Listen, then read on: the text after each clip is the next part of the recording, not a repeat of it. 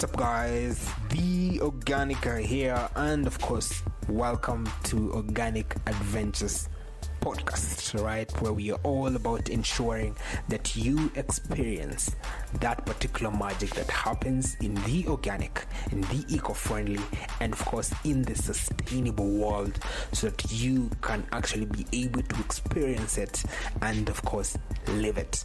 All right, we are here to enable and give space for that kind of conversations to happen. And of course, through that, we hope that you will be able to get a lot of value from that.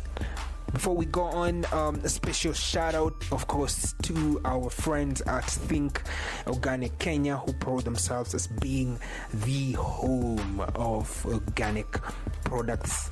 Truth be told, they've got amazing variety of organic products to offer. All you have to do is make sure you visit their website. That's thinkorganic.co.ke, or just download the app from App Store or Google Play Store, and you can be able to indulge on an organic shopping. And make sure you tell them we are the guys who sent you there. All right. That will of course be a pleasure. So without further ado, ladies and gentlemen, in this particular adventure, we found ourselves in Kiambu County. Is a county which is well known for its agricultural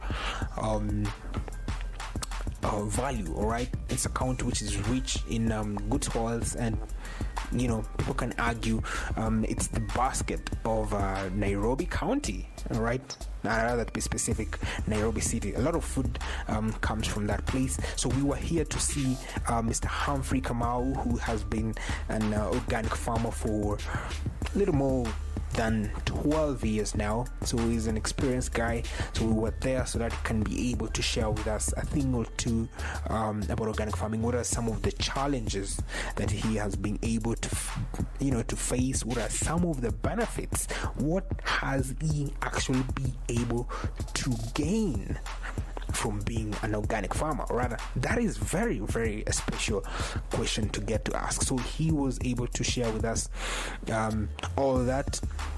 And something very interesting about Mr. Kamau is that when he was growing up, he wanted to be a farmer. Ladies and gentlemen, that is special. I cannot remember when I was growing up, and sadly most of the people that I was growing up, guess what? Every single time that any person came to us and asked us, what do you want to be when you grow up?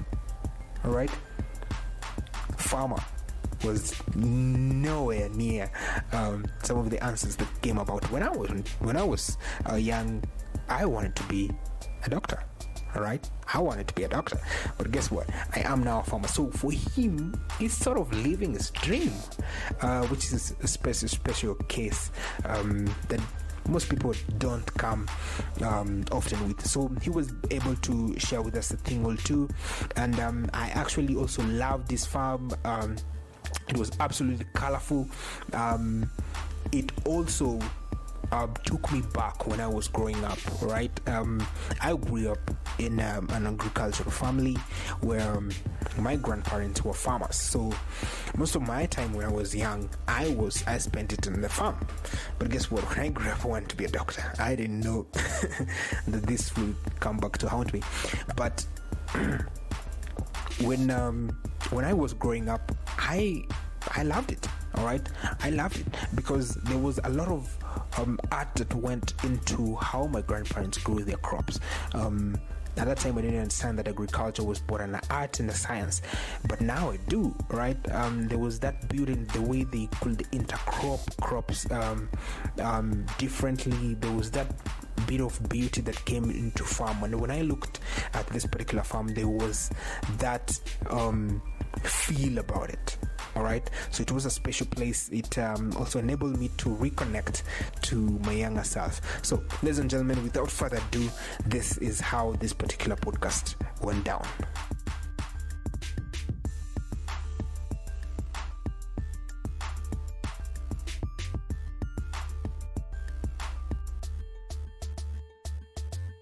Thank you very much for having us. Okay. So unaweza introduce then we continue. Okay, kwa majina mimi naitwa Humphrey Kamau. Na hapa tulipo sasa ni sehemu inaitwa Dagoeti na kijiji kinaitwa Jegeshungo. Sasa kwa majina hii shamba inaitwa Planet Organic. Planet Organic na hapa ndipo huwa tunafanya hii shughuli za kula chakula bila kutumia dawa wala kemikali yoyote ama fertilizer. Tunakuza kutumia mbinu za kilimo hai. Na kwa tena naweza waambia karibuni sana. Asante sana. Yes. Yeah. So unaweza tuambia ulianza je hii kwanza kulima kilimo hai? Nini hiyo ulianza wewe na nini ilikufanya ukaanza kulima hiyo? Okay, nilianza mwaka wa 2005 ndio niliconvert kwa kilimo hai. Kwa hivyo sasa hii ni miaka 13 years. Yes. Hapo mbele nilikuwa nimelima kama miaka 2 conventionally. Okay. Alafu sasa tukageuzia, niliposikia hii injili ya kukuza chakula bila dawa, bila fertilizer, na nikabadilisha nikawa sasa natumia hizi ambazo tunazitumia. Okay. So nini ilikufanya ukageuka ukatoka conventional ukija kufanya organic farming? Okay, kwanza nilianza mimi mwenyewe, maana unajua hata nikikuza hiki chakula huwa pia mimi nakula hapa. Na nilipokaa na watu wakanielimisha kuwa chakula bila dawa ndio kukaa ukiwa na mtu mwenye afya. Niliamua kubadilisha. Yeah. Nikatoka kwenye kutumia madawa na nikarudi kwa mbinu za kutumia kilimo hai. Yeah. Yes. So it was more of a personal push. Ilikuwa yani ni wewe mwenyewe uliamua ndio siwezi endelea kufanya na madawa conventional practice. Sasa hapo pia nilikuwa nimekutana na watu wawili watatu wakaniintroduce organic farming. Na nikaona hii ndio ile mbinu ambayo tunaweza tumia na itusaidia. Yeah. Chunga mazingira. Sio ni kukaa na afya na kuuzia wateja wetu chakula ambaye kinawadhuru. Yeah. Yes. Okay. So like ukigrow up when ulikuwa msemi young. Yes. Was it your dream that ulikuwa unataka kuwa mkulima ama specifically ulikuwa unataka kuwa organic farmer? Ulifika aje hiyo jinsi ndio kuja kwa mkulima? Huku kwetu kama ninavyowaelezea, this is family, it has been in the family for some time. Na hata wazazi wetu walifikia ukulima.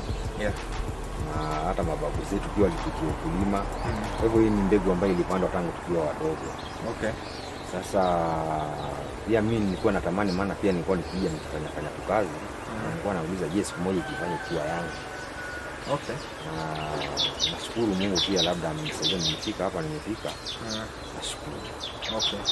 So unaweza sema it is, ulikuwa na hiyo dream tu hata ukiwa mtoto mdogo. Yes, sio passion. Ulikuwa unataka kuwa mkulima. Yes. Okay. So then ukafanya hiyo transition ukaanza kufanya organic farming. Ndio.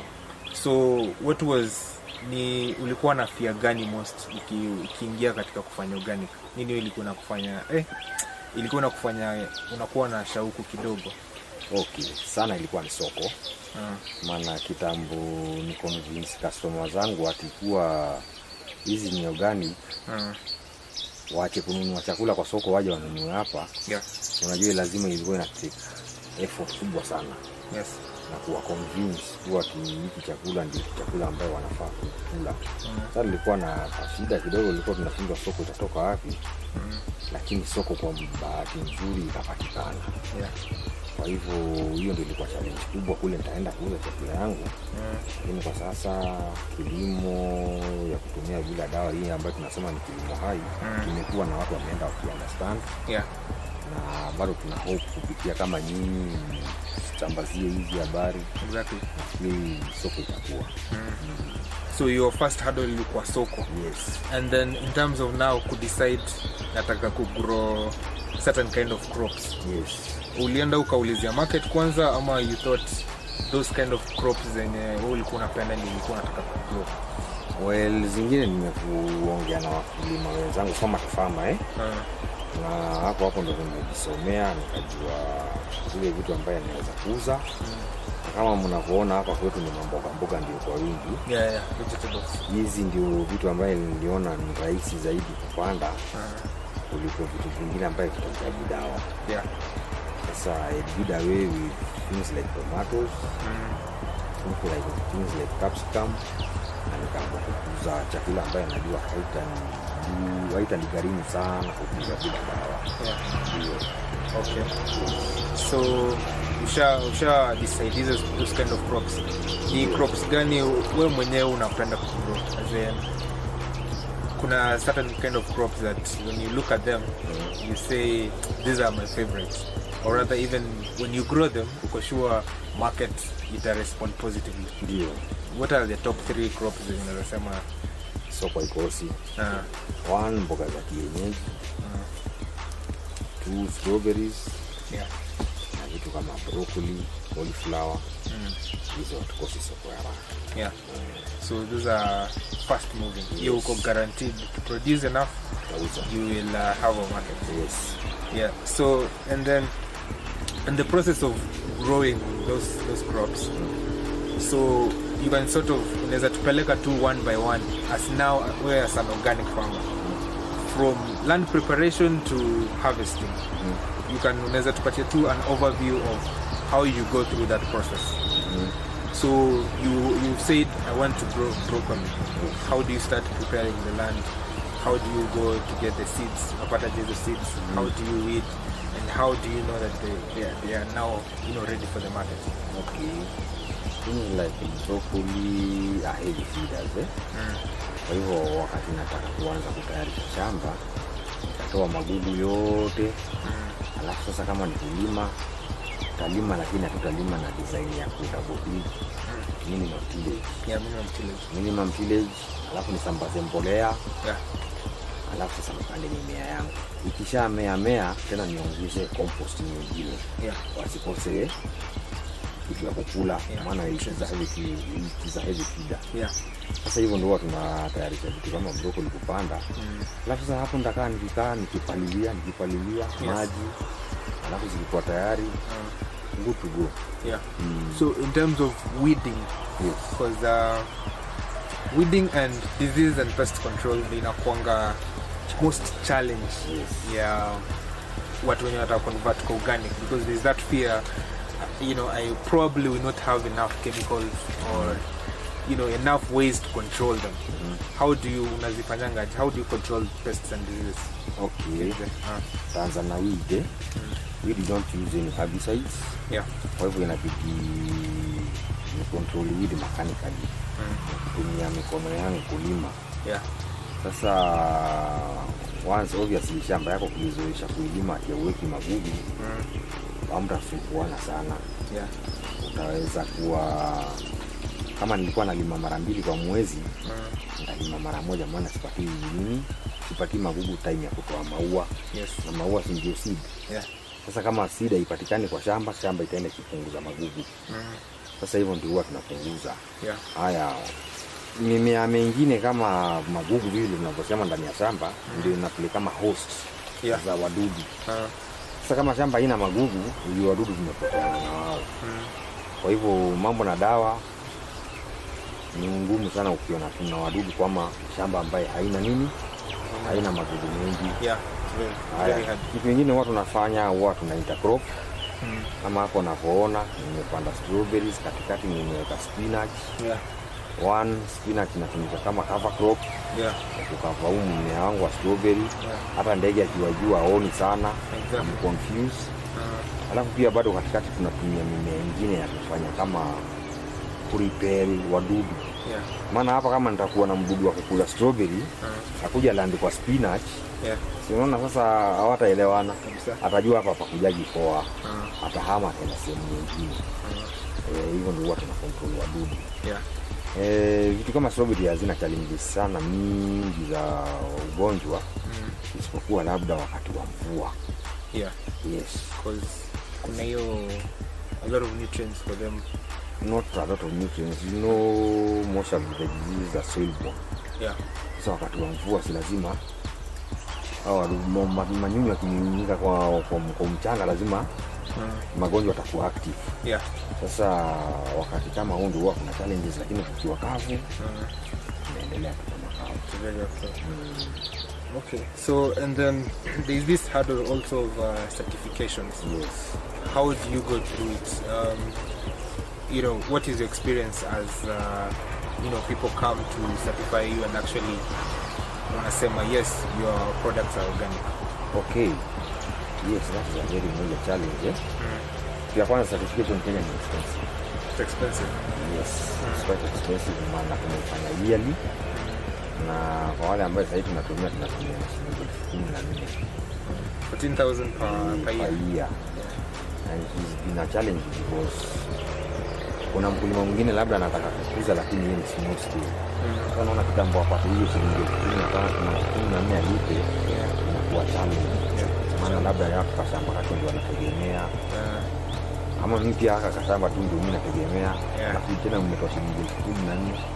Sasa kama tungepata watu ambao labda wangepunguzia bei ya hiyo certification, nafikiri tungesaidika sisi pande zote. Okay. Yeah. So for you, challenge ya expenses ya certification be a bit high. Yes. So in terms, how do you respond to certifications? Do you think it's a necessary thing in organic farming? Yes. It's compulsory. How do I prove that my food is organic if it's not? Yeah. Yes. Naweza ambia mtu tu chakula yangu ni organic. Na labda hana mbinu za kwenda kupima ile kama kweli ni organic. Yeah. Sikazi ni certify ni pakiti ya kuonyesha kuwa mimi nalima Exactly. na mbinu za organic. Sasa challenge ndio, lakini certification is very much compulsory. Yeah. Yeah. So umeongelea kuzo kuna challenges about probably certifications are a bit expensive. So what are some of the 3 other challenges you as an organic farmer una face? Okay. Nitasema in general, one, kwa serikali yetu hapa ni polisi kwa hawatambui. Kwa hivyo policy is critical. Yes. I think the government inafaa kuwa sahihi kuwa kuna wakulima kuuza na chakula na mbinu ya organic. Yeah. Ndio angalau tuweze kupata usaidizi kutoka kwa serikali, maana kwa wale wengine organic farmer, kwa wale wakulima wengine conventional farmers, unakuta wanauziwa fertilizer ya serikali ya subsidized prices. Yes. Hata mbegu. Mbona msisi tufanyie kitu kama hicho?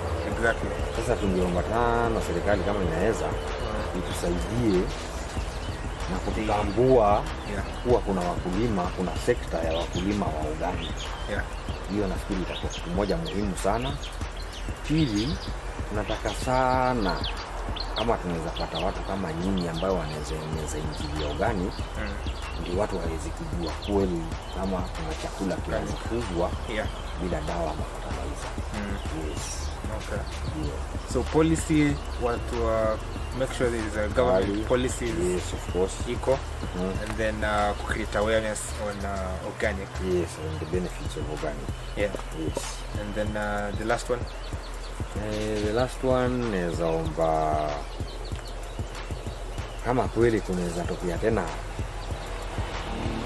generation nyingine ambayo tunaweza saidiana, maana zamani ukulima ilikuwa ni wale wazee wamerita kutoka labda kwa civil service, unaona Yeah.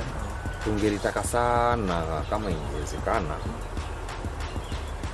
mavijana waelimishwe, waambie si lazima si wote tutosheke kwa ofisi. Kama inawezekana pia wasaidiwe, waje kusaidiana hizi kazi. Yeah. Maana at the end of the day tunazidi kuongezeka kijamii. Chakula kitahitajika kwa wingi. Yeah. Na pia wasaidiwe support. Yeah.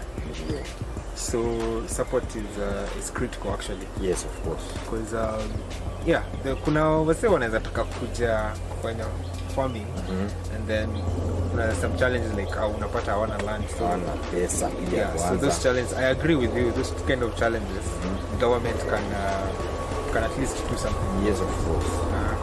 So for you, you've been doing organic farming for about 13 years. Yes. You talked it earlier.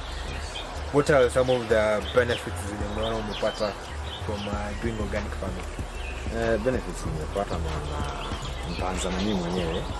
Mimi mwenyewe kichakula mimi hula. Yeah. Na nimeona tofauti kubwa sana na vile nilikuwa nikula chakula za conventionally. Maana naona sana kwangu tulikuwa tukio mara kahoma, mara sijui nini, mara sijui mifupa inauma.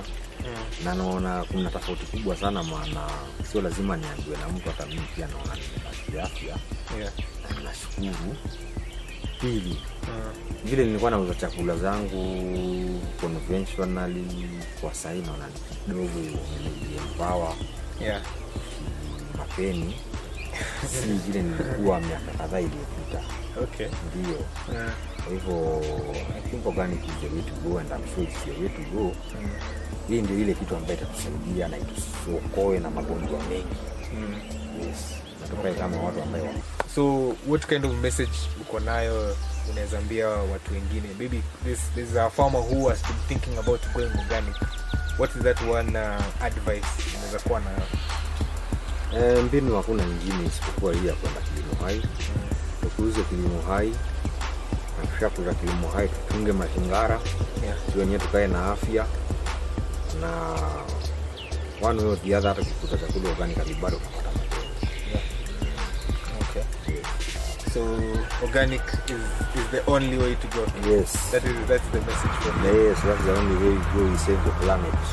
Yes. So, and then for you, Sasa, what is the bigger picture? As when you look on your farm and everything that you've done, what would you like to see yourself achieve in terms of being an organic farmer? Well, I'd like to expand my job. Yeah. Maybe produce more. Maybe make more money. Yeah. Yes, because it's all about making money. Yeah. Yes. Yeah. So in the bottom line, it's about seeing yourself at least expand to Yes. bigger lands, and then that obviously Yes. That's my main. translates to major produce production.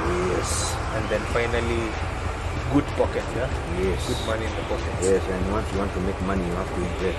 Yeah. So you need guys to come around, maybe help us acquire those small loans, Yeah. because there's nothing for free. You don't want anything for free. Yeah. The government or financial institutions will come give us a few good deals. I think within no time we will See a difference. Yes. So. Thank you very much for sharing with us. Yes. Yeah, it was a good interview. We've learned a lot of things. Okay. And actually, it's better when someone like you is already doing it gives advice, because now that one adds value. You are getting advice from someone who is already doing it. Yes. So that sort of adds value to other people who may be interested in doing it. Okay. So asante sana for accepting to do this with us. Okay, you're more than welcome. And also please you guys go share. Yes. Maybe spread the gospel out there. Yeah. Maybe you're more than welcome to come again. Okay. Sasa nimeshukuru sana kwa mimi. Na nimesema Mungu awabariki. Asante sana. Yeah. So you have any platforms these guys can get in touch? You can share whatever you've done with us on the organic farmers markets. Yeah. We have our Facebook page. Yeah. I'm also on Facebook. I'm also a member of a few farmers group. Yes. On Facebook. Yeah. So I think it would be a very good idea if you share. Okay. Yes. Sawa, no problem. That's what we do, and we'll make sure that every single person at least has this conversation, because I think for me it has a lot of value in terms of helping people who actually want to do organic. Okay. So yeah, asante sana. Karibuni sana. Yeah. Okay.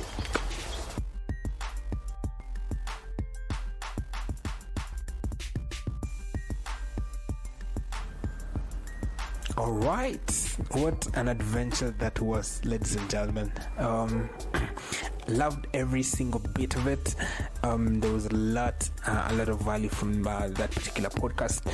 Of course, my favorite bit from this particular podcast was when Mr. Humphrey shared some of the benefit that he has actually been able to enjoy from being an organic farmer. One of the benefits that he said is that he actually gets more money from organic farming. All right, some of the things that most people cannot think of, right? Most people think that organic farming actually is not profitable. Here's an example. People are making money from doing organic farming.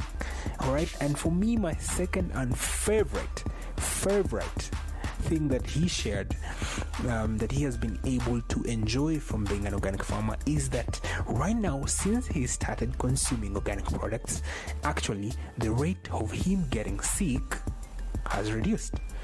All right, actually told us since he started consuming organic products, the small diseases of malaria are no longer there. All right, that is an amazing revelation right there.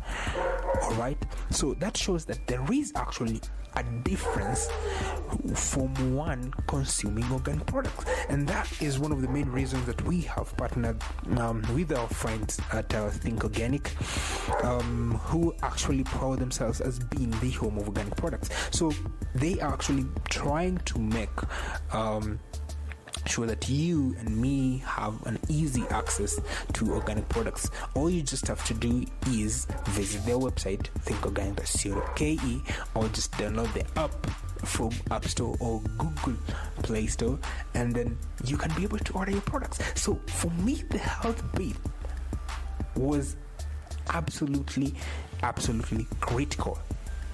All right, so we hope that this kind of revelations, when people share this kind of information, it actually more impactful. All right, I don't know whether you are actually touched the way I am. That is an amazing revelation. All right, so we hope that we, of course, will continue to bring you such an amazing people, so that they can be able to share their story, and from it you can be able to continue to learn a thing or two.